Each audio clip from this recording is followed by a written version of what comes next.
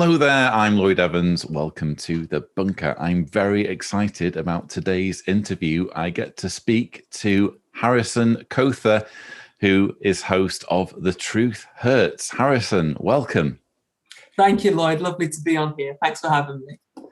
So you're new on the YouTube, quote unquote, apostate scene. I hugely admire the content you've been putting out, and it seems you've been making waves in terms of subscribers as well. So, what's it been like, dabbling in being a YouTube creator and an ex-JW activist? It's been fantastic so far. Before I started the channel, I kind of didn't know how it would go down. You obviously don't know how people are going to react to it. You don't know if you're going to actually have a wide range of viewers.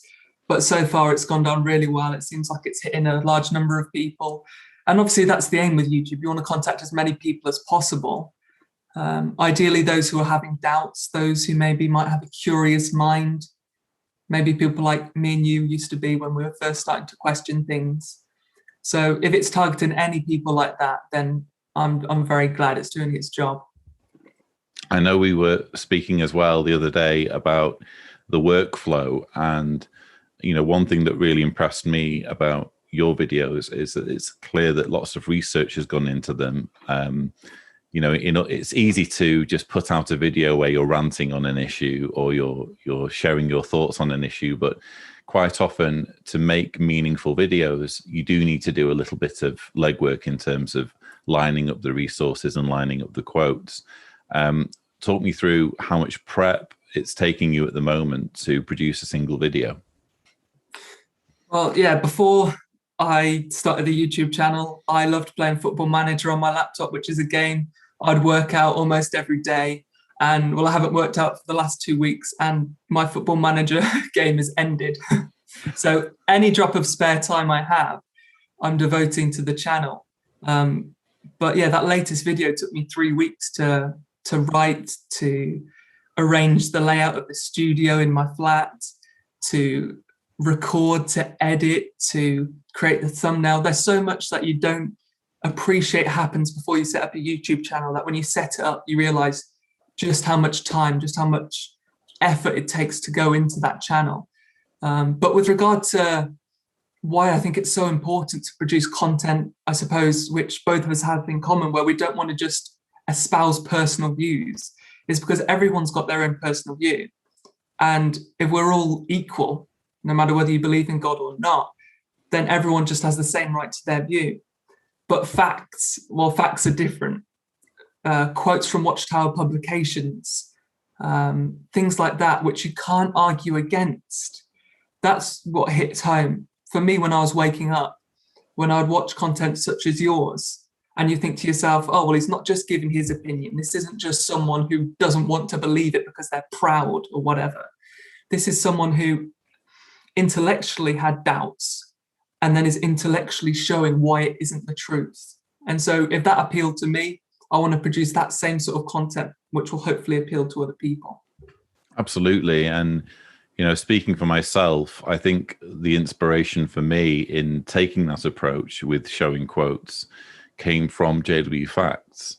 I thought, wouldn't it be cool if there was almost video versions of JW Facts where, instead of, again, just someone, mouthing off. And there's a place for that, by the way. There's a place for people just venting, and there's a lot of catharsis in just getting stuff off your chest. But, in order to unpick and untangle these doctrines and these teachings, you do really need to show what's in the literature. I benefited from seeing that on JW Facts. I thought it would be useful to have it in video form in some way. So it's nice to see you kind of picking up the baton and following a similar method, which I'm sure will make a difference for people. Yeah, I agree. And also there's time for comedy and things like that. I love a few ex-Jehovah's Witness comedy channels. I find them very funny. And I kind of, before I was going into videos, I thought I could definitely do some humorous content and things like that. Maybe in future, I don't know, with collaborations and things like that. But I have to go back to the root of why I started this channel in the first place. why I sacrificed so much to disassociate myself. It wasn't to produce funny content for past Jehovah's Witnesses who have now left and they know it's wrong. It was to produce content for those who are having doubts and those still inside the organization. And the laughs will inevitably come. I mean, I don't set out often to make jokes in my videos, but you know, when you're dealing with, I don't know, let's say a Stephen Letts JW Broadcasting episode, Yeah. you know, there's such a rich harvest there of comedy material. You can't help but just run into it, plow into it anyway, because it's just there. So Yeah. you can't help but chuckle when you're dealing with some of this stuff. So I'm sure there'll be plenty of laughs to come on your channel. It's inevitable, I suppose. And cults hate to be laughed at, don't they? Yeah, they do. That is the enemy. So it would perhaps be helpful to go back and figure out how you came to this place to begin with. So how did Jehovah's Witnesses end up factoring in to your early life? I suppose if we go way back to a time I can't remember, that's when I was 2 when my mum and dad divorced. My mum had never been a Jehovah's Witness, but my dad always had been a Jehovah's Witness. Yeah, he'd been kicked out through that relationship with my mother, but he'd never disproven the belief system to himself. So he'd always mentally been in. And so growing up, there was 2 completely opposing environments. They couldn't be further from each other. On the one hand, you had my dad's house, which was very clean, stable, caring. There was discipline. And at my mum's, because of her extreme alcoholism, there was a complete lack of discipline, a lack of order. It was dirty. We would watch horror films, you know, Certificate 18, or if you're in America, rated R horror films. And I would be 6, 7 years old, and I'd go to bed and hide under the duvet and be scared that there's something that's gonna I'm get 41 me. and I hate horror films. So I don't know how you were coping at the age of 6. So yeah. Well, I think they prepared me for later on in life, because now no matter what horror it is, I can just deal with it fine. Yeah. My wife's not too good at dealing with them. I don't think she had many growing up. So I'm more like your wife, I think, in that regard. I don't like people doing unpleasant things to each other in films. Yeah. Well, yeah, with regard to the alcoholism and things like that, it's for anyone who has an alcoholic family member, they know that if they're trying to have a relationship with someone else, who in this case would be my stepdad, it's almost impossible to have a relationship that meets the grounds of love and respect, because it's very hard to respect someone who doesn't have that respect or control over their own life. And so at my mum's house, there was arguments, there was things being thrown at each other, constant swearing, loud. And obviously the mind of a child doesn't know how to cope with that home environment. It just wants stability. You know, I'd often cry myself to sleep and things like that. And so when my dad moved, because of this situation, to the same village that my mum was in, it meant that when things were getting bad at my mum's house, I could run over to my dad's house. I could just grab my bag, run, and escape that environment. I do my mum a disservice, because at the same time, there were really great moments growing up there, some fantastic moments. But I have to be realistic and say, looking back, it was a traumatic and turbulent upbringing there. But once at my dad's, I moved there when I was 13, 14, about the minimum age I could with my own mental capability. And as soon as I moved there, I knew that there were consequences of that move. It would mean that I'd have to give up playing football for a worldly football team, which was very difficult for me, because football was my life and it still plays a massive part of my life. But Dad just didn't want me being in an environment of worldly young men, especially what's going to happen in future with regard to women, alcohol, parties, things like that. And it also meant that I'd have to fully immerse myself in the Jehovah's Witness routine. So it'd be ministry a couple of times a week, it'd be meetings, and back then the old book studies, which for me, I'm not sure about you, but I was just a boy at the time, and it played a massive role, because it meant that I could comment regularly throughout the meeting in a small environment of just a few people. You'd get tea and biscuits afterwards. It was much better than the meetings. Is that what you found? Yeah, it was a far more intimate gathering, wasn't it? Where you, like you say, had more of a role, because there'd only be typically maybe 10 or 12 people huddled together in someone's living room, having to take it in turns to comment. You'd usually have a reader, wouldn't you? And someone taking the discussion. So Yeah, I think they actually closed down that arrangement because it was so intimate and because it kind of fostered an environment in which people could have kind of debates about the Bible without any kind of supervision from the congregation, from the body of elders. Yes, you would typically have an elder or maybe even two elders in that arrangement, but there was, there's clear opportunity there for kind of breakaway groups to form their own opinions about things. At least that's the theory that's been floated as to why that arrangement ended. But yes, I do remember vividly those book study gatherings. We had them hosted at our home, in fact. Oh, lovely. Yeah, I mean, they were great, fond memories looking back. Obviously, we were both indoctrinated, but fond memories. And so you'd work with people in that ministry group because obviously they were with your group. So I'd go out with people I respected alongside my dad. I'd go out with other elders. One brother taught me the ministry song. Shall I sing it for you? Well, how can I turn down that opportunity? I won't quite sing it the way I did when I was 13, but it basically is, good morning, we're just calling to tell you that you're going to die. But if you're to listen to what we got to say, everlasting life will come your way. Yeah, see, my voice isn't great, but... that is a disturbing song and not one I'm familiar with.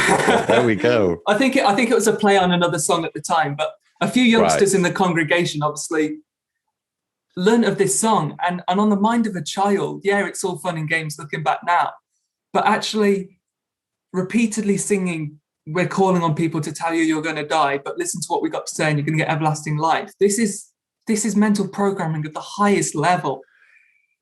I wish Jehovah's Witnesses were that honest with actual householders rather than joking about it between themselves. That would be refreshing. Could you imagine if they said that when they opened the door? It might give them a bit of a shock. That is the message, isn't it? Listen to what we have to say or you're going to die. Yeah. Yeah, exactly.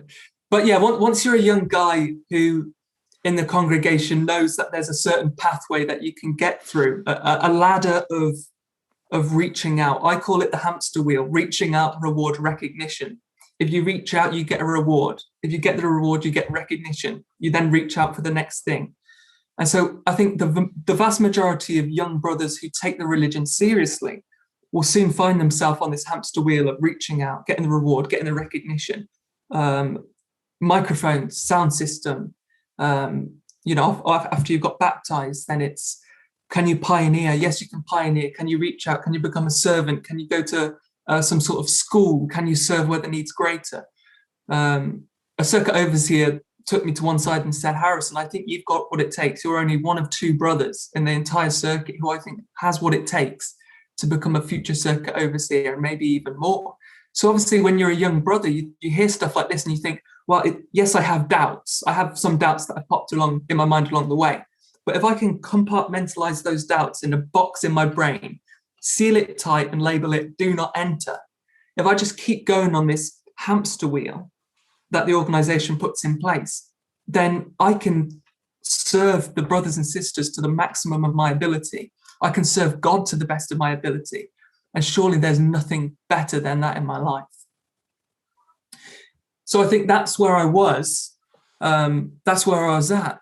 And what I found from talking to other people who have left the organization is that often, if it's just left to yourself, you will never get off the hamster wheel because you've compartmentalized those doubts and you've hidden them away. So what it takes in many people's situation is being pushed off the hamster wheel. What I mean by that is, if you have a brother who does something against you, or if you're not recommended as a servant or an elder in another congregation, it then means that you have time and space in your life to be able to question, hold on, do I actually want to get back on the hamster wheel? And for me, when I was moving from one congregation to the next, and there was a very bitter, very jealous elder who, for various reasons, managed to poison the body of elders and kind of turn them against me because he was my group overseer. I'd taken over the congregation accounts from him, and he was doing an awful job, and then I come in and do a good job. You can tell there was a bit of jealousy in that situation. He was the I've done watchtower the account. taker. I'm unnerved at how many parallels there are between your story and my story, right down to Football Manager games. I used to love Football Manager games. One of my first jobs, if not the first job I was given as a ministerial servant, was doing the congregation account. So, yeah, okay, proceed. Yeah, no, it's. I've listened to some of your interviews, and I find the parallels between me and you just incredibly similar in the sense of how we left the religion and what we did. So yeah, I was doing all this in the congregation, trying my best, but no matter how hard you try, nothing's quite good enough. I'd use videos in the ministry, and I used one video on one occasion that wasn't from the organization; it was from Prager EU, talking about why God exists. And I thought it was a great video, but he immediately took me into the back room. He said, Harrison, you got to be careful what you use. You know, he took every opportunity to counsel me. And then, of course, he could tell the rest of the brothers, Harrison needs to be counseled on a regular basis. I need to drag you back to that story, because I know we're now talking about things that are beyond my knowledge, because it was only after I left that videos became a thing. Okay. And certainly showing videos in the ministry became a thing. And I'm aware that hypothetically, Jehovah's Witnesses are supposed to show householders their propaganda videos on their doorstep, or in public when doing the car witnessing. I just find it hilarious, though, to think of, you know, calling on a total stranger and being stood there on their doorstep holding a device at them and essentially forcing them to watch cult propaganda, you know, and basically depending upon their politeness to indulge you in that. And you're saying that you were good at doing that. Yeah, but I agree with what you're saying. In terms of the organization and where it went, I suppose, as you were leaving in your time period and the years after, what I was finding as a brother who really enjoyed doing talks to the congregation as well was that videos were gradually being introduced more and more, to the point where, as a brother, with your freedom of expression and freedom of being able to go off the outline and off the script, you were being more and more restricted. I think the organization didn't want brothers doing their own thing. They didn't want brothers spouting their own knowledge, because a lot of brothers weren't good at talks, or a lot of brothers weren't good on the ministry. Oh, I guess all of that on a congregation level. You know, videos are a brilliant way of introducing uniformity and basically erasing any chance of someone like going off piste, as you suggest. But I can't imagine what it would be like to call on a stranger and literally thrust a video in their face, unless I could imagine doing it if it was a funny video, you know, oh, have a chuckle at this sort of thing. But a serious video that's intended to persuade them to join a religion, I can't imagine doing it. And my question has to be, did you ever have any successful experiences with that method? A couple. It depends on the topic. The only reason I was showing videos such as Prager videos or content from the organization was to do with the topic of God's existence. So on topics like that, you hear facts and figures in videos, which are astonishing. It's basically all just a compounded teleological argument. Look at how perfect everything is. Look at the universe. Look at a flower. Look at our bodies. And so rather than me just spouting off all that knowledge, a nice little 1 minute or 2 minute video clip with some nice music over the top, I thought would have a greater impact than me just saying it off my own accord. So that's why I used them. It did work kind of, but again, it was awkward. You know, you just stood there and you're watching the householder wondering, is the householder wanting to watch this? Are they just wanting us to clear off? Or are they actually engrossed in it? I can't imagine it being anything other than awkward. You know, just this silence while the video is being watched. And, you know, in my mind as the householder, I'd be thinking, what is this dude doing? And how do I get out? How do I extract myself from this weird situation as quickly as possible, you know? But wow, okay, so you ran into hot water for kind of going off piste in that regard by showing, you know, unsanctioned non-jw.org videos. And you were already, you know, ruffling feathers by basically being good at the accounts. Yeah, and he was the watchtower overseer as well. And I noticed there was something deeply wrong when each meeting I'd put my hand up and I'd have to put it up about 10, 15 times before I got asked. Of course, when it's about you and Jehovah, it doesn't matter how many times you put your hand up, because every time you put your hand up, you're contributing in essence, aren't you? And Jehovah sees your hand going up, but you can't help but be thoroughly discouraged when you notice a clear and obvious kind of dislike, if not real jealousy and bitterness against you by a body member. So that was the source of why I wanted to move congregations. And this elder at the time, I thought, well, I'm not going to have problems being recommended as a servant because I've done nothing wrong on a serious level. Yes, he was picking me up on the odd point here and there, but that was just kind of his way of showing that I wasn't perfect, his way of laying poison down to the rest of the body. But when the day before I moved congregations, he invited me to his house and he had another brother there, and he explained how I wasn't going to be recommended as a ministerial servant. And they managed to scrape together a couple of New Testament verses to explain why. I couldn't even, it puts you in a very awkward situation because you just want to shout out, why am I not being recommended? This is completely unfair. You've not liked me since day one. But if you do that, he'll go and relate that to the rest of the body. And they'll say, well, this guy's got a real attitude problem. It's a good job. Jehovah saw this attitude problem, and that's why they didn't recommend him. So you're just there. You have to take it. So just before this move, were you a servant? You must have been if you were doing the accounts. Yeah. I was ministerial servant since the age of 18, 19. So they appoint you a servant at the age of 18, 19. Actually, I was 19. It was actually kind of my 19th birthday when they appointed me. So there's another parallel. But they appoint you as a servant, and only when you decide to leave the congregation because it's a toxic environment or because you're being unfairly treated, do they basically demote you? You know, in other words, you can only be a ministerial servant if you stay. By moving, you'll no longer be a servant because we're not going to recommend you. Yes, that you're completely spot on there. Because I was doing the congregation accounts, and aside from me, they kind of exhausted all other options. There was elderly brothers, but they didn't know that the organization was now being much more focused online and how the payments were handled. They kind of thought to themselves, well, if this guy's leaving us a bit in the dumps with regard to the accounts, let's push him off his pedestal, let's push him off his station, and let's send him to his next congregation with everything he's ever worked hard for in his life. You know, since you get on that treadmill, it's just a one-way journey. There's no real hiccups if you're not doing anything wrong. And so, as I said to you earlier, being pushed off that hamster wheel, I moved into a new congregation.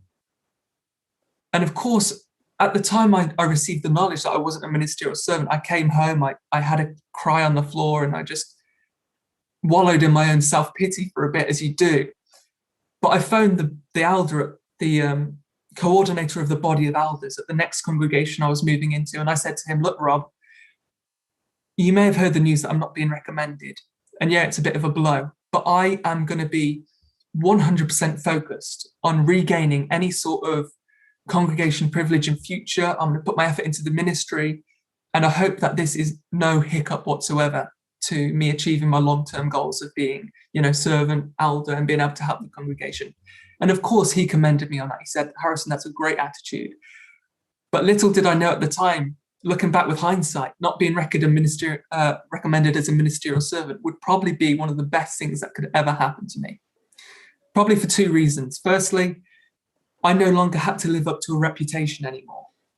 As an appointed man, people look at you, people analyze you, people assess your dress, what you say, your talks, and they judge every part of you. And if you're not living up to that standard, it can be very difficult. And so now I didn't have to live up to that. I was just like everyone else in the congregation. I was just like a sister. I had nothing to do, essentially. I could just underline little bits in paragraphs and get away with that, doing the minimum amount. But also, secondly, the amount of spare time I now had, which is essentially the enemy of the congregation. They like to keep you as busy as possible so that you can't think for yourself. And instead of doing the accounts, instead of preparing talks, public talks, and helping people on their ministry, for the first time in my adult life, I dared myself to go into this box that I had stuck at the back of my brain and labeled "Do Not Enter," and just open the lid and have a very, very small glimpse into it. And I had no idea that looking into that box at that moment would eventually lead to me talking to you today. Wow. Well, yeah, I mean, if you knock some, it's like snakes and ladders, isn't it? If someone's worked really, really hard to get near the end of the board, or at least halfway through the board, and suddenly the snake takes them all the way back to the beginning, it's like, well, since I'm at the beginning anyway, what do I really have to lose? Because I'm going to have to put all of this hard work and effort in. I may as well satisfy myself that it's going to be worth it by affirming to myself that what I have is true. And I can't affirm to myself that it's true unless I confront, some of these doubts that I've been, like you say, packaging away, pretending that they're not there. So I can totally relate to that. Yeah, I think the only time I'd honestly questioned my beliefs before the age of 25, maybe 24, 25, was when I was 13. That's when I was being taught evolution at school. And at the time, it made sense to me. And so being a young boy, I approached my dad and I said to him, "Dad, evolution makes sense. What should I do?" And he said, "Here we go, son. Read that." And so I got it and I read it front to back at my mum's house. I was still living at my mum's at the time. I sat in bed reading it front to back 3 times over until I made a complete folder of notes on it as well. And I was 100% sure that there must be a creator in existence. But for the period spanning between the age of 14 to 24, that decade, because of getting on that hamster wheel, as I said to you, I hadn't ever honestly assessed my beliefs. And so, yeah, you're spot on with what you're saying. Landing on a spot with a snake on it and then coming back to the start, you do have to then question, do I really want to go again at this game? Is this the game I want to play? Do I want to get back on and go through all this effort? Or is this game, in fact, a monumental waste of time? Yeah, is it just an imaginary game that I've been playing? Well, I need to find out. And so I think that topic of God's existence, when I look back, that was probably the biggest topic and the first one that I pulled out of this box of doubts. Because from the age of 13, 14, as I said, learning about a creator, being able to then take that into my ministry and talk to evolutionists and atheists from door to door had become my forte. I'd almost become a very young Christian apologist in my own way. And then over time, when I did public talks, my first public talk I did was evidence of God in the world around us, in which I'd take the audience on a PowerPoint presentation of a human cell, the amazing complexity within just one human cell, the moral argument, the cosmological argument, the teleological argument. And it always went down really well. No matter what congregation I went and did this presentation in, all the brothers and sisters really seemed to like it. So were they using you as a visiting speaker? Yeah. Wow. Okay. Well, that's like next level ministerial servant. I mean, you really have to be, pulling your weight as a ministerial servant and impressing people if they're going to put you on the visiting speakers list. So that speaks to, how far you were getting in your career. So that's interesting. Yeah, I think so as well. I think they were kind of pushing me towards being an elder before they realized that I wanted to go. Regardless of that, what I think people enjoyed about the talk that I did about God's evidence was the fact that the organization doesn't really train members how to deal with atheistic and evolutionist objections in the ministry. I began to notice that there was a major difference between the average mind of a Jehovah's Witness on the ministry and the average mind of a householder. The average householder, when I was coming into my teenage years, was either doubting God's existence or flat out atheist. And yet almost every Jehovah's Witness kind of takes it as a granted that God exists. Their presentation, without knowing whether the householder believes in God, would be, does God answer our prayers? What's the Bible's view of suffering? And I would just be there thinking, this is a bit presumptuous. We're presuming they believe in a God. But from my own past experience of wavering faith, I knew that not everyone believed in God.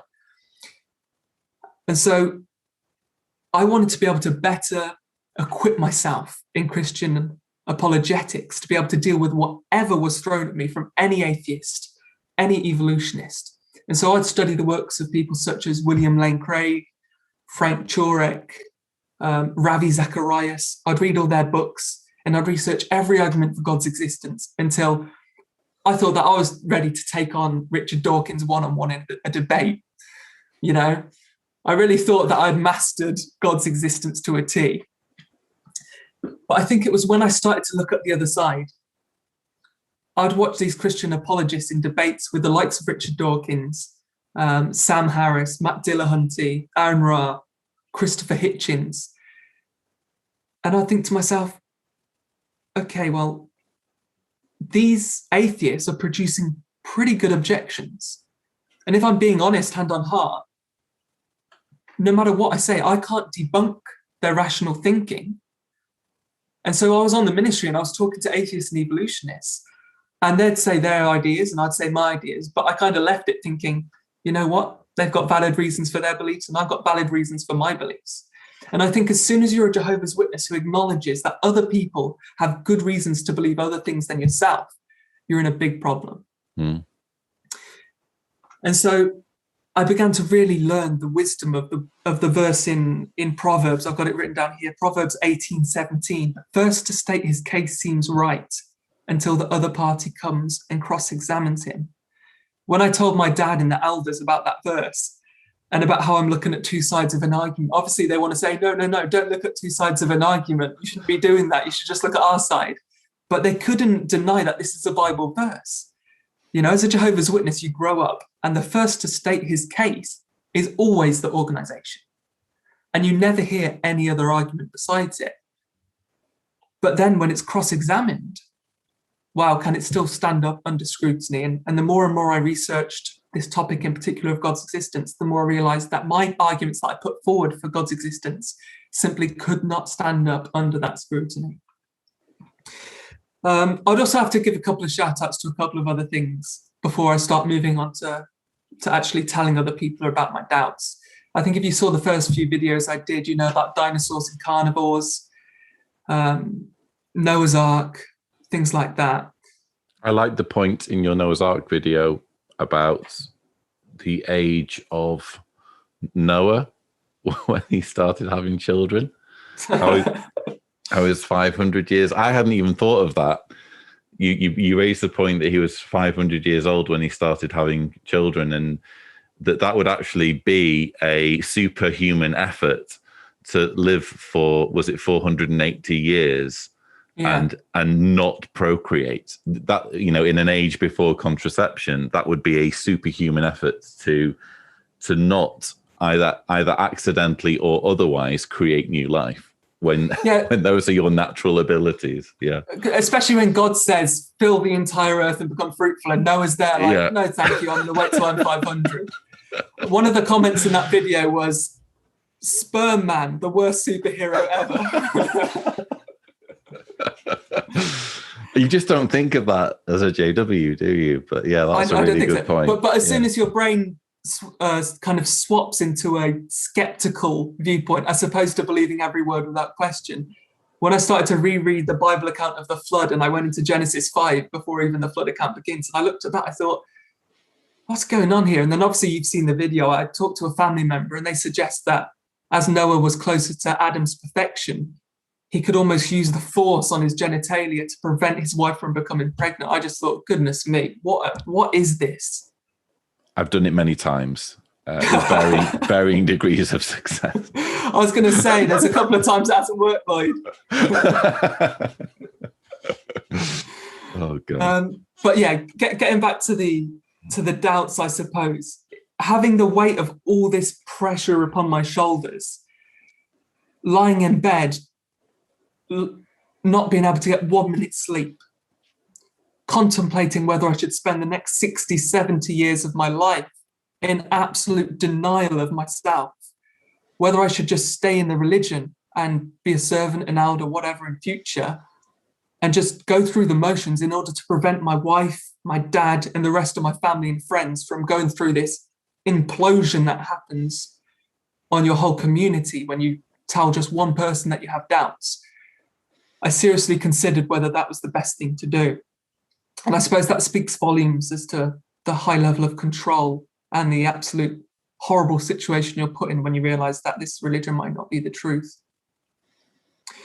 I suppose Jehovah's Witnesses, when you ask them what Armageddon is, they'll quickly say to you, it's the greatest battle of all time. It's going to come very soon. It's a battle between Jehovah and the kings of the earth, in which Jehovah establishes his kingdom.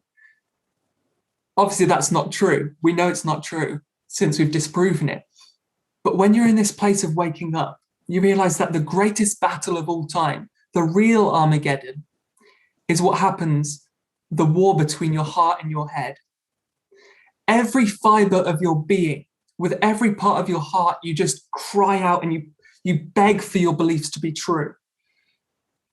You just want them to be true so much because you know the absolutely horrific consequences that could end up down the line if they're proven to be false.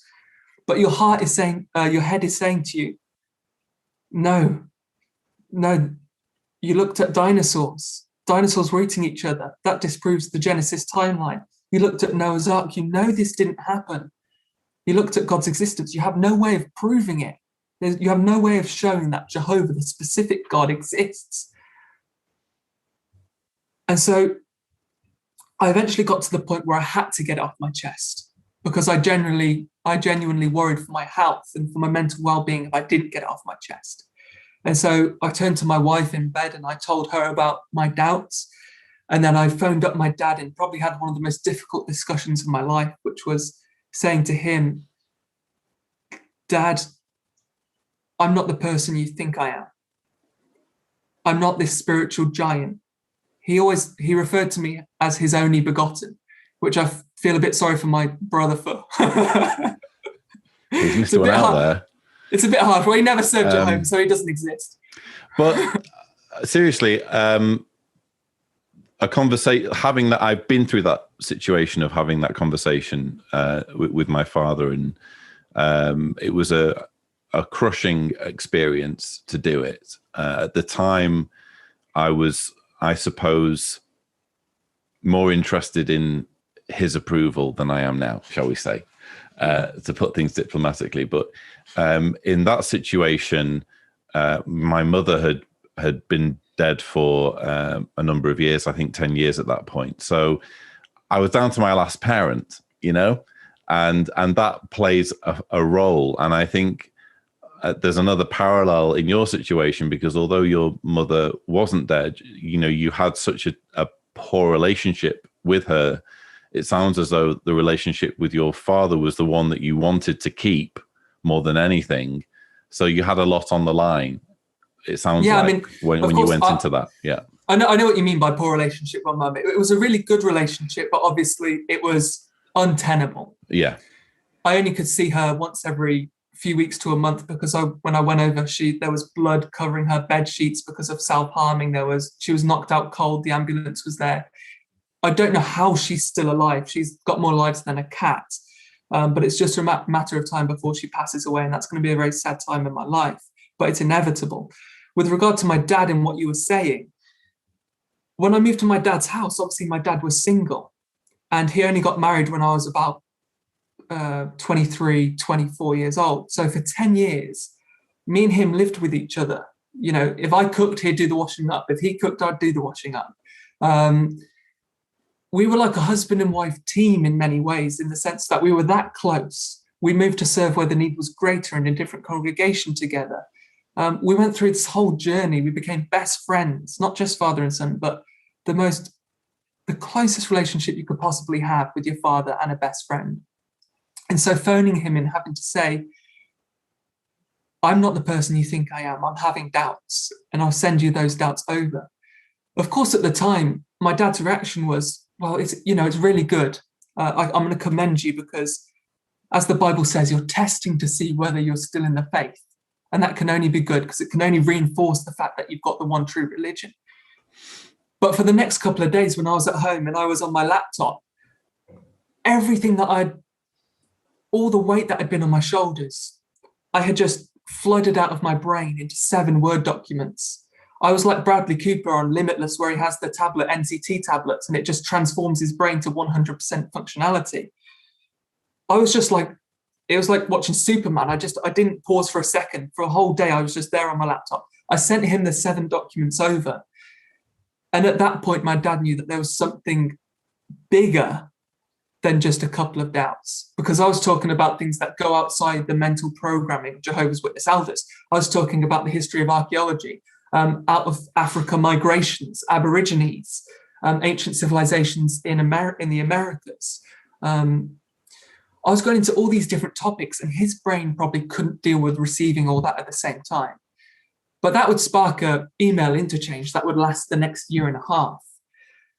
It would be. So you were living. Oh, sorry, you were married at this point when you're having this email interchange. Yeah. So my dad had got married before I got married, and he'd moved to Norfolk, which is 3.5, 4-hour drive away from where I am in the Midlands. So my contact with him was via Zoom or via phone call, going through the paperwork for the window cleaning, which I did for him for a long time. So I'd do the day-to-day running of the business, and I'd phone him up and we'd go through the paperwork. But it wasn't that sort of, we're both in the same congregation intimacy. And obviously I'd got married since he'd moved away as well. So the dynamics had been very different to how it was when we were both living together. So he then informed the elders in my congregation, because obviously he couldn't have that close intimacy of being able to just pop round and have a chat on the sofa. So the elders kind of did that for him. I went over to see the elders, and I think the thing about when you have doubts that go outside the mental programming that the elders know, you're not necessarily wanting their viewpoint because you know what their view is. You can just go on jw.org and type in the subject you're having doubts with, and they can only espouse the same view that the organization is espousing. What you're wanting to do is essentially get the weight off your own shoulders and to alert everyone else who needs to know that you're having doubts, and that you're not going to be doing talks, you're not going to be doing the sound system, you're not going to be doing the microphones, you're not going to be going out every day in the ministry, because it'd be hypocritical of me to do those things while I'm still having these major doubts in my own faith. With the topic of God's existence, I might as well say at the time that a couple of months before I moved to this new congregation, the circuit overseer had asked us to do a list, our own Psalms 136. When you open Psalms 136, it provides a list of specific occasions in which God had helped this psalmist in his life. God had answered his prayers. And so the brother said to us that when we get home, we should get a notepad and we should write out a list of specific occasions in which God has answered our prayers. And so I thought, you know what, great idea. So I got home, got a notepad out, got my pen, and I thought, let's go, let's write down the list. Number 1.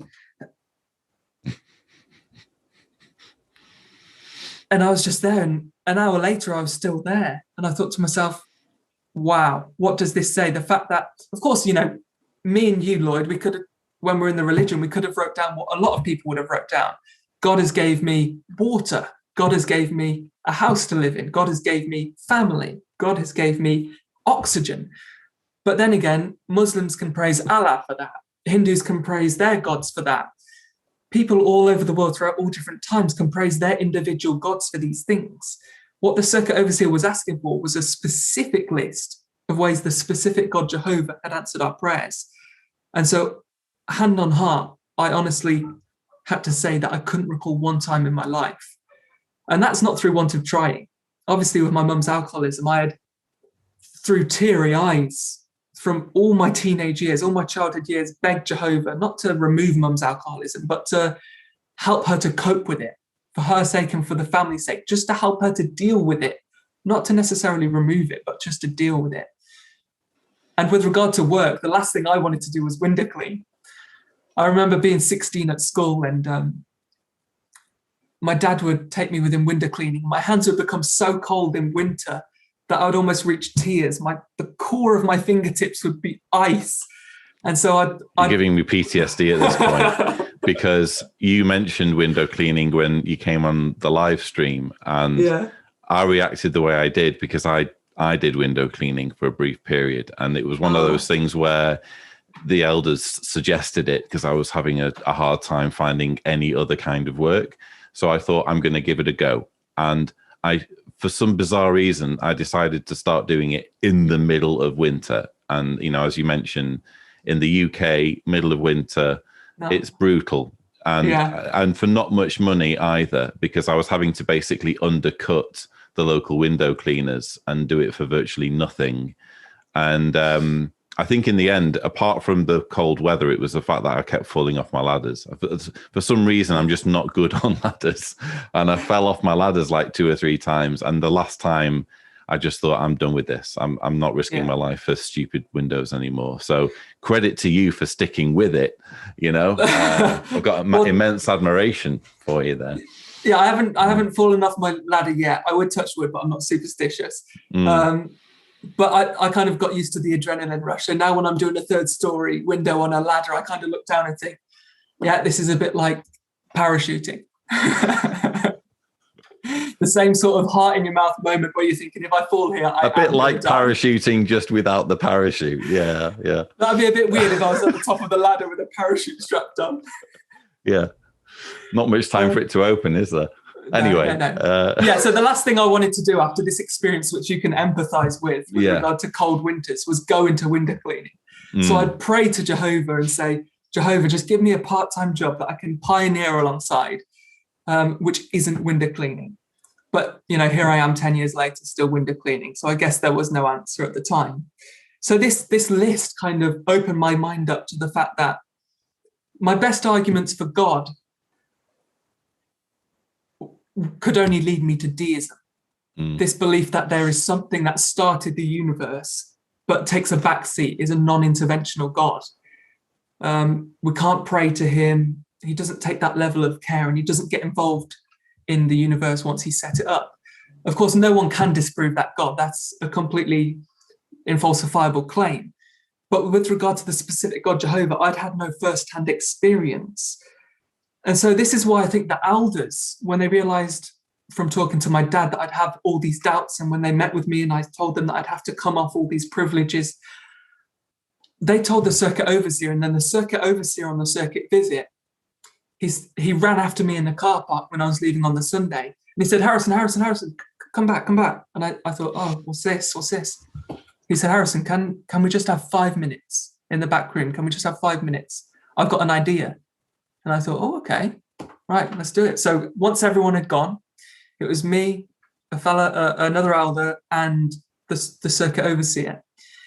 And he said, I want you to seriously consider this proposition. For 6 months from today, I want you to only listen, read, and watch what the organization produces with regards to God's existence, the Bible, and the organization. On top of that, you need to pray every day to Jehovah for him to reveal himself to you. If you do those 6 months, and at the end of it, Jehovah hasn't revealed himself and you're still having these same level of doubts, then that's fine. I'll respect your decision to kind of fade and to leave the religion at that. Because obviously he was so confident that Jehovah would reveal himself to me. So I seriously contemplated this. I couldn't just dismiss it because my dad wanted this to happen as well. This was kind of a group effort, or almost like an intervention from their viewpoint. They're all sitting around me mentally and they were saying, do the 6-month miracle, as I dubbed it, the 6-month miracle. Put your effort into praying to Jehovah every day. Only listen, read, and watch what the organization produces with regard to those 3 topics. And then after the 6 months, my family, the elders, the circuit overseer, couldn't say that I hadn't given Jehovah a chance. A super indoctrination period. Of course. And so by this point, my mind was no longer indoctrinated. So to a Jehovah's Witness that's indoctrinated, they think to themselves, oh yeah, let's do that. Let's just listen, read, and watch. Let's pray to Jehovah. But by this point, as you said, I recognized it for exactly what it was. This was a desperate last-ditch attempt to re-indoctrinate my mind into the religion. Of course, I felt like there was a couple of issues wrong with that idea anyway. The first thing being that if I'm praying to Jehovah and I don't actually believe that he exists necessarily, then doesn't it violate the scripture that says that if you're going to pray to Jehovah, you must believe that he is and that he becomes the rewarder of those earnestly seeking him? The other scripture that says, do not put Jehovah your God to the test. So I was thinking to myself, do they even care that I'm putting Jehovah to the test, and I don't believe that he exists. This is a bad combination. But initially I said yes, and essentially to please my family and to please the members of the organization that were talking to me.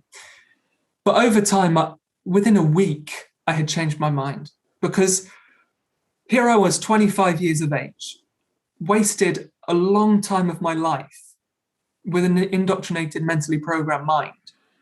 And I thought to myself, you know what, right now, there's a young Mormon brother who's being counseled by 2 Mormon elders who are telling him to only listen, read, and watch what the Mormon organization produces, to pray to God every day in the Lord Jesus Christ for God to reveal himself. Now, would Jehovah's Witnesses say that a Mormon doing that is a good idea? Of course not. Same thing with every religion. There's a young Muslim who's being counseled by a couple of Muslim elders, and the Muslim elders are saying to him, read the Quran every day, ask Allah and Muhammad to reveal themselves to you in some way. Again, Jehovah's Witnesses would say that's a terrible idea, but just because it's their God, their organization, for some reason, it's right to re-indoctrinate yourself. And so I had to, again, go into the back room with them, read Proverbs 18:17. The first to state his case seems right until the other party comes and cross-examines him. If I just listen to this organization, I'm going against the Bible because I'm not allowing my beliefs to be cross-examined. So I think it was only after this 6-month miracle where I actually focused my attention on the organization itself. Because at the start... Did you do the 6-month challenge? Oh, no chance.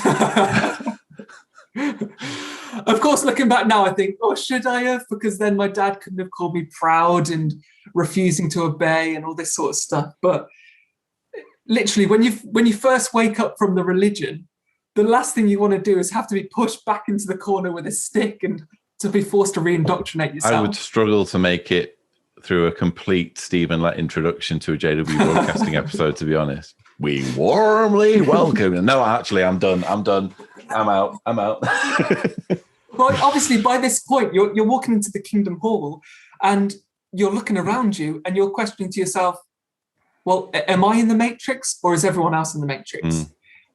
Is there 8 million people in the Matrix or is there 8 billion people in the Matrix? And by this point, there was no longer a question. I was looking around the hall, I was seeing the elders, and they were all just Star Wars stormtroopers. They're all just replicas of each other, just spouting the same stuff in obedience to their Lord. I see you got my memo to include as many film references as possible, so thank you for that. Yeah. Thanks for sending me that memo in advance. You told me that I must mention Star Wars and football, so I've ticked both of those off the list. And Bradley Cooper, yeah. No, that's brilliant. Yeah. It's good. I love films too. But no, that's brilliant.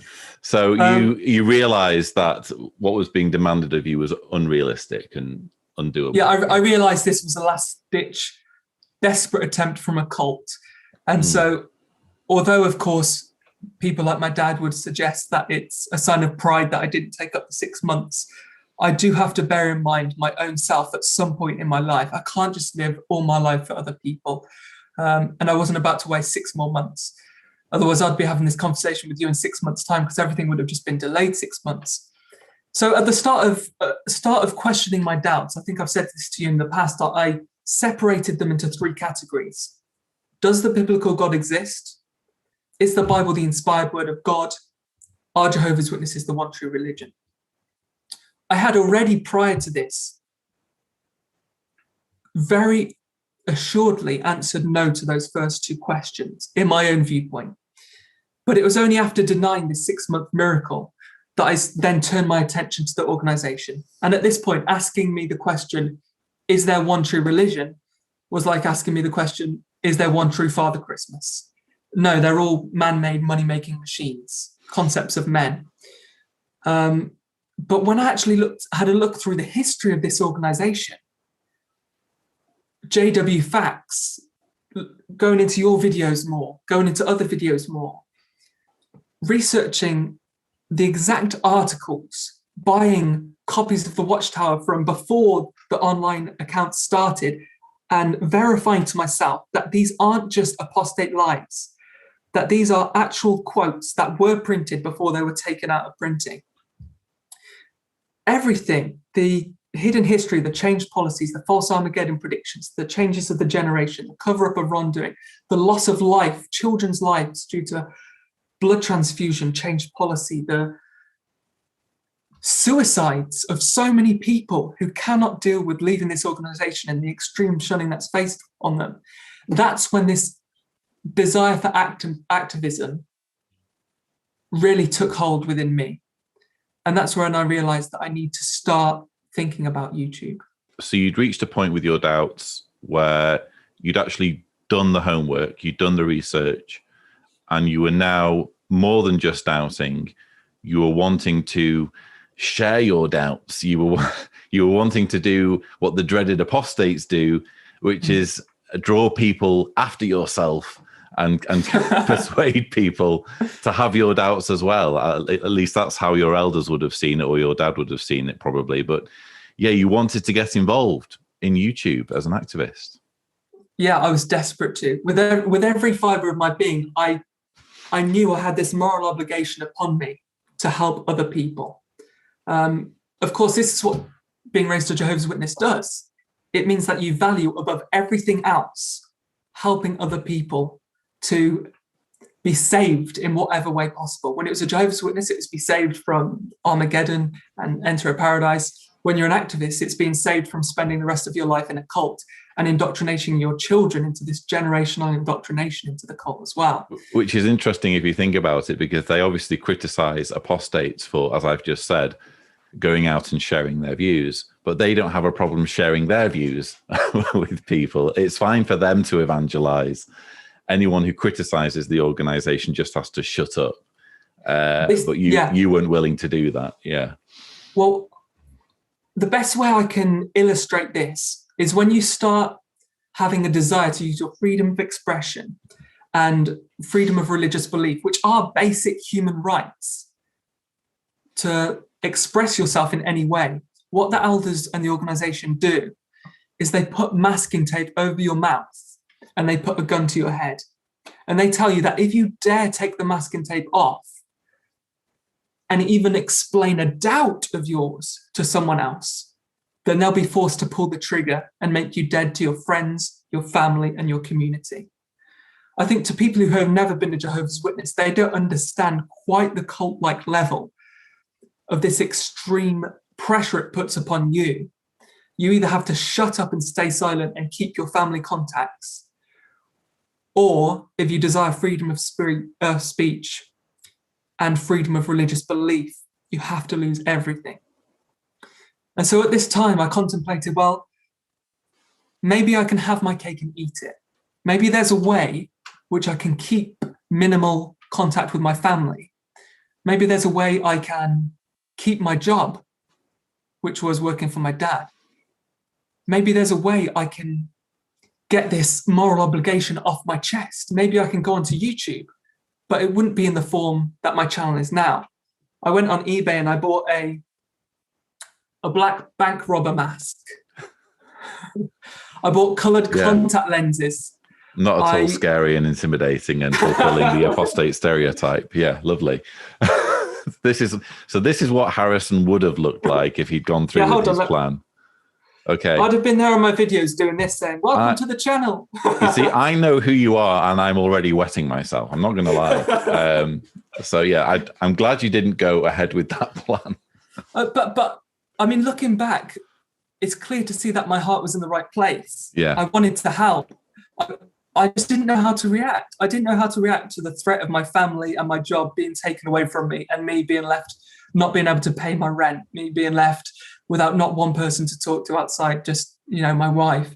Well, if I may, because I have been in that situation of wanting to start making YouTube videos, but not being able to show myself. And in fact, if you go on the first, I think 10 videos on my channel, I don't appear on a single one of them. The first video that you see on my channel, I write the script, and I've got an ex-JW, I think from Southampton, a friend of mine, reads the script for me, narrates the script. So that was my way around the solution, was to just simply not appear and to write scripts and have someone else narrate. But yeah, so I do get where you're coming from. It's how do I get involved with activism, but doing so in such a way that I can, like you say, have my cake and eat it. Yeah. Yeah. I mean, for you, Lloyd, personally, what made you eventually change and transition over into showing your face and your voice? Well, I wanted, if things had been done my way, I would never have had to have that halfway house situation. I would have just disassociated from the get-go, but I was married and I had to think about what my wife wanted as well, and I had to think about what the situation was with her. And it was only when we found out that she was expecting that we both made we both made it our resolve to disassociate. And at that point it was like, well, now I can start vlogging because we've already made this decision. And I think it was within 2 weeks of me starting vlogging that we had the phone call from the elders. So wow. Yeah. See, that was exactly my fear. And especially with my channel kind of getting the half decent views that it's getting, how long would it have been before the elders would have been on my tail, knocking at my door? My dad would have been onto me in a flash. You know, he'd have sacked me within a second of knowing I was an apostate. So I had to ask myself the question, there's not a chance I wasn't going to do activism. So then it was a question of, how am I going to get enough work for myself? How am I going to support myself when I decide to start YouTube? And so over last spring and last summer, I went out a few times a week when the weather was okay. It was really weird timing with Corona because people were a bit like, oh, is he 2 meters away when he talks to me at the door? But I'd knock on people's doors and I'd just ask them. You had like a long stick with like a Mickey Mouse hand pointing and pressing the doorbell. Yeah, okay. Yeah, and I just asked them, are you looking for a window cleaner? Obviously, I was used to knocking on people's doors and getting rejected a lot, so that didn't faze me. I'd just still keep my head up high. And gradually, I just built up a few customers here, a few customers there. My wife works with me window cleaning, so we had enough to do potentially 2 or 3 days a week. And that would be enough to put bread on the table and to pay the rent. So I thought, as long as I got that, from this point onwards, I can start telling people, and by people, I just mean my dad. I can tell my dad that I'm going to do YouTube. Do you want to still employ me or do you want to sack me? And so his reaction to that email, well, I'll quote you what he said. He said, even rebellious ones I could mention with similar views to you have not been stupid enough to disassociate themselves. So that was kind of the ammunition I needed to be like, no, I am stupid enough. I'm doing it. I think who did he mean when he was saying that? Well, obviously, there's a lot of people who obviously fade from the organization, but they're not stupid enough to disassociate themselves because they know that they'd lose their family contacts and things like that. So I think my dad was just saying... Oh, so he was quite proud about the emotional blackmail. Okay. I don't know. I'd have to ask him on that. Unfortunately, I can't. Okay, yeah. So when I said to him, okay, I've now got enough work by myself that I'm going to leave, I think it was end of August last year, he said, this is the last thing I wanted for you, Harris. I'm going to retire within the next 10-ish years, and I was planning on handing over my window cleaning round to you.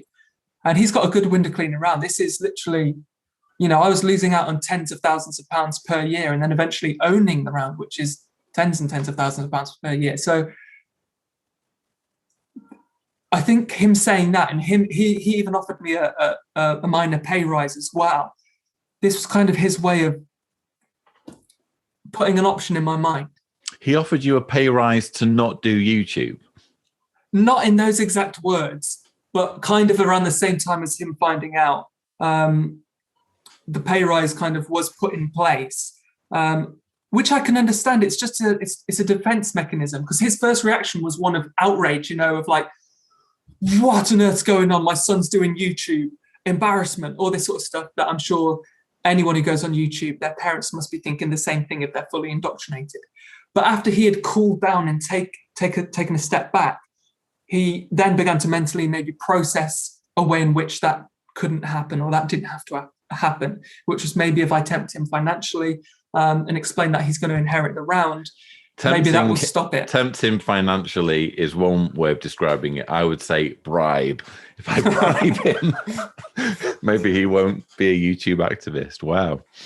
Well, I had to be honest. Money talks, right? So I sat at home and I got a pen and paper out and I wrote down the pros and cons. And I thought to myself, I'm never going to have to worry about money ever again. If I get this round, I'll have a decent sized house, living in a nice area of England. I'll be able to buy a nice car. I'll just be able to have the life, as you put it, work a few days a week and do what I want with the rest of my time. I just have to shut up and fade. But when I thought about that, within a day or two, I was depressed, because my whole meaning, my whole purpose, everything that I've been building up to this moment for, this level of activism to help other people, was suddenly kind of mentally removed from me. And I thought to myself, do I really want money over helping people? And as I said to you earlier, the organization trains you to esteem helping people over financial benefits. So it didn't take long for me to say, no matter what's going to happen in future, I don't want to take you up on the offer of having the round. So as soon as my work stopped with my dad, he then informed the elders, and the elders decided to meet up with me. And I knew at that point, as I said about the illustration of the masking tape over your mouth and a gun to your head, as they knew I was going to remove the masking tape, I was then anticipating the bullet. You're either going to get disfellowshipped for apostasy, or you're going to do a Hitler in the bunker and put a bullet through your own mouth when you know you're defeated.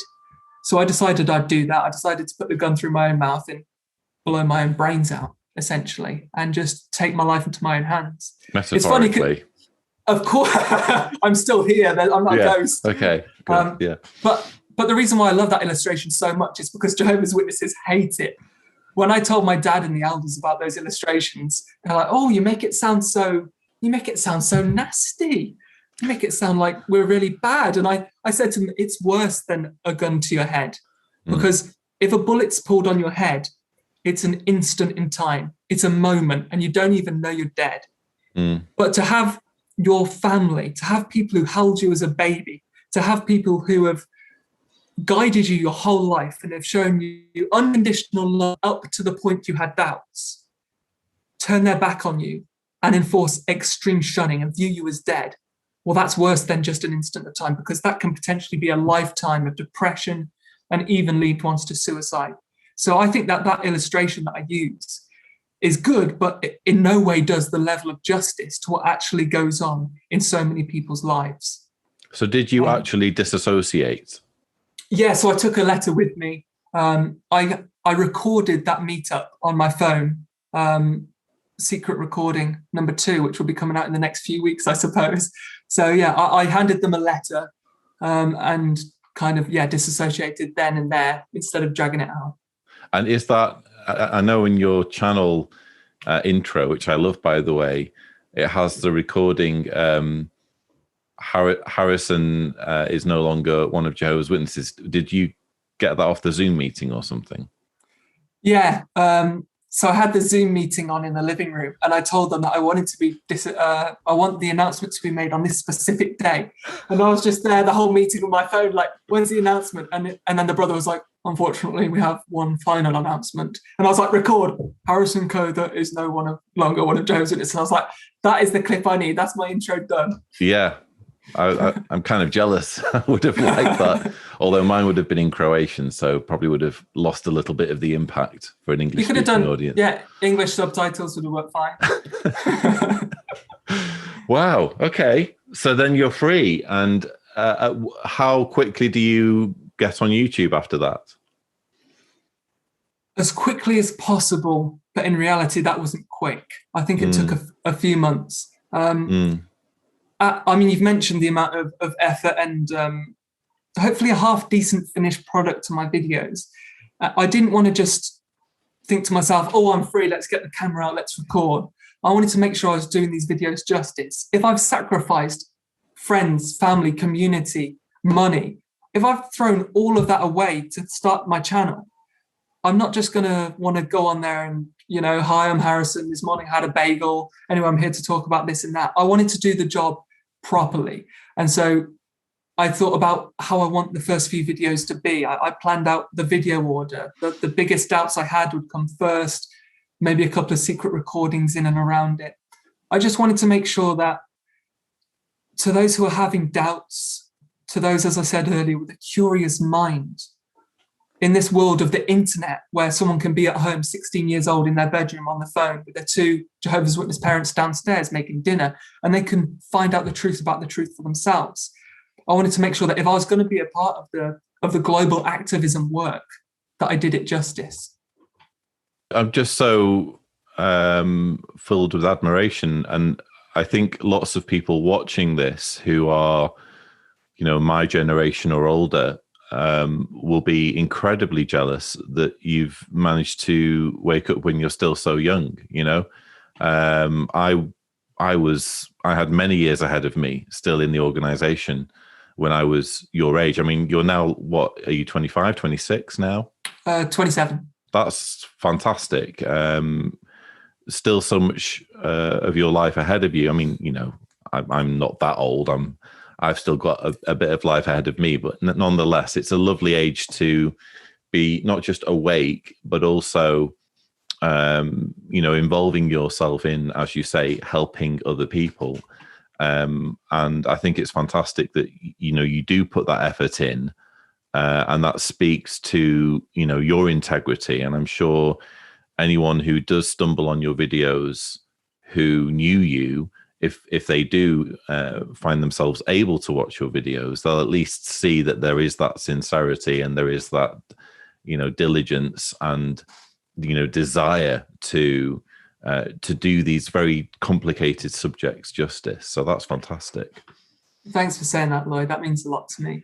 I think that's the main thing, isn't it? I think, of course, looking back, the whole idea of putting a mask on myself and things like that my heart was in the right place. But I think what you're saying is true. Sincerity, genuine, being yourself, being real, that's what appeals to people. And so I just hope I can be as honest and as open as possible in my videos about why I left, and continue to be like that, because I know that that's what's going to hopefully reach the hearts of those in the organization, and then in turn hopefully encourage them to be honest with themselves and with their own mental integrity.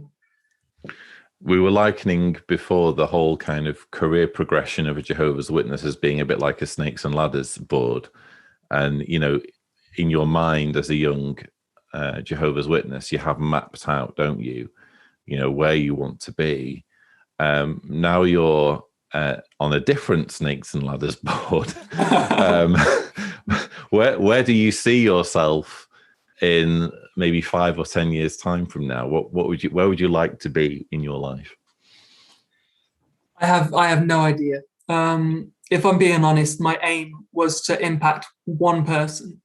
I thought to myself, if one person, if I can help contribute in any way to just one person leaving the organization, then everything I sacrificed will be worth it.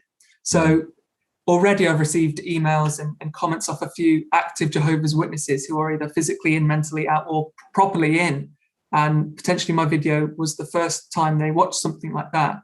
So in a way, I kind of feel like that mission is almost achieved as a first step. But obviously now you have to kind of think to yourself, you're going to stop, or you're going to keep going. And because for so long I was waiting to start YouTube, I have a list of 20, 30 videos on my phone lined up. I'll have to do them in their own time, because it takes so long to put the effort in to just produce one video. But I'm going to be doing this for a good while. And I hope that maybe sometime in the future I can dedicate more time of it, more of my time into doing it. I've recently set up a Patreon account.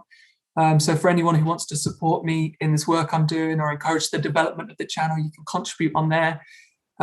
Because I never intended to ever actually ask for money. This was nothing that I planned on doing.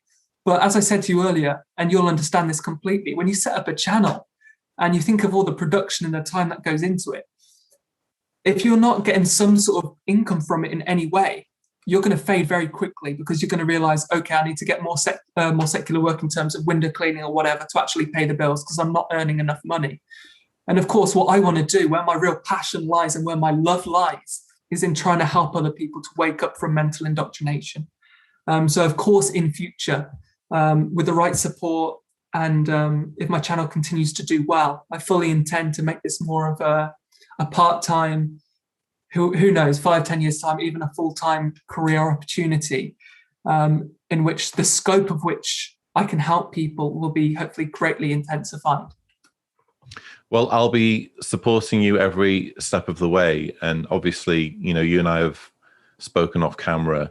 I think that with most ex-Jehovah's Witness activists, what I've observed is that there's like a 2-year burn where, they put out a lot of videos and then they maybe don't, then maybe they stop because they've achieved their catharsis. There's kind of a crossover where you start doing it, to help people, obviously, but also kind of to help yourself as part of your own healing process. And then maybe after, and I'm generalizing hugely here, but maybe after 2 years, you've done that healing and you're healed. And you then have a decision to make as to whether you want to carry on because you can see that it's helping people, even though you're okay now. You've got it off your chest.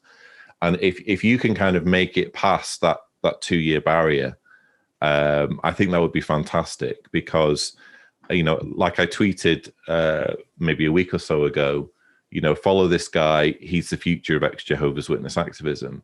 I really do feel as though you have that potential. And I am not the sort of person who wants to monopolize this. I think we need as many voices as possible. And quite frankly, it would be depressing for me to consider me being the only one doing this.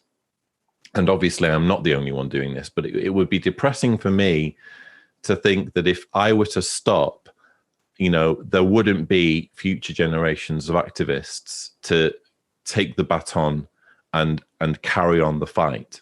So I want to support you as much as I possibly can and give you whatever mentorship you need, whatever advice you need, whatever support you need, because we need as many young, intelligent voices, coherent voices in this struggle as possible. And I'm absolutely thrilled that you've added your voice.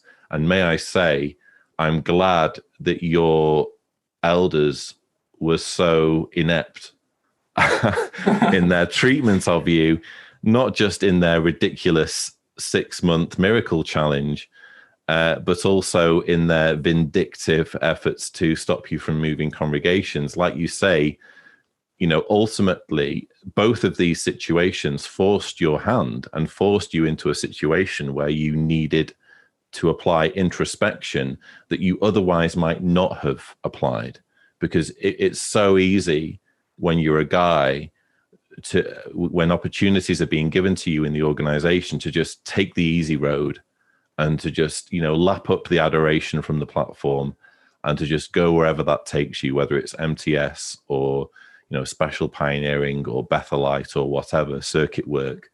But in a way, these elders, through their ineptitude and in some cases vindictive behavior, put you in this situation now. So if you're watching, guys, thank you. Brilliant. Great job. Lloyd, I just want to say thank you so much. Your support for up and coming YouTube channels is fantastic.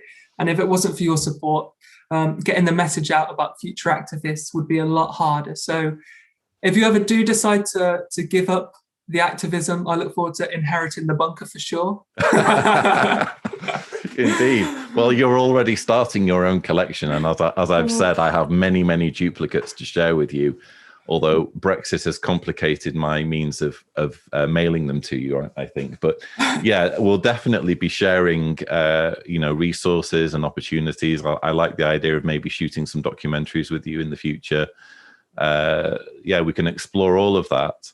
But thank you for sharing your story today. And if any Jehovah's Witnesses who knew you, including perhaps family members or close friends, are watching this interview, what would be your message to them? Firstly, I love you still. I can't speak to my family now. I haven't spoke to any one of my family or friends since I left. But that's the most important thing. I think a lot of people who leave say, oh, I haven't changed. I'm still the same old me. Of course, I'm still the same old me in the sense that I'm Harrison and I love you very much to my friends and family. But being realistic, I am a completely different person now. I am not Satan the devil in person. Watch my videos, dare yourself to watch my videos to hopefully find out that I'm not Satan in flesh, that I did have genuine concerns over my faith, and that I've eventually come to a different path in life.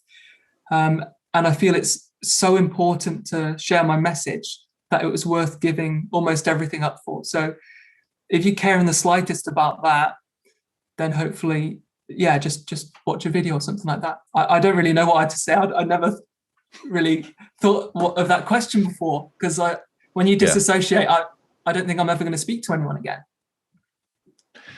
Maybe, but you just never know, do you? You've been forced into that situation where you found yourself watching things that you probably shouldn't be watching, and yeah, you just never know, especially when it's not your channel, especially when it's some other guy's channel. Or what's Harrison saying on this strange dude's channel who's in Croatia?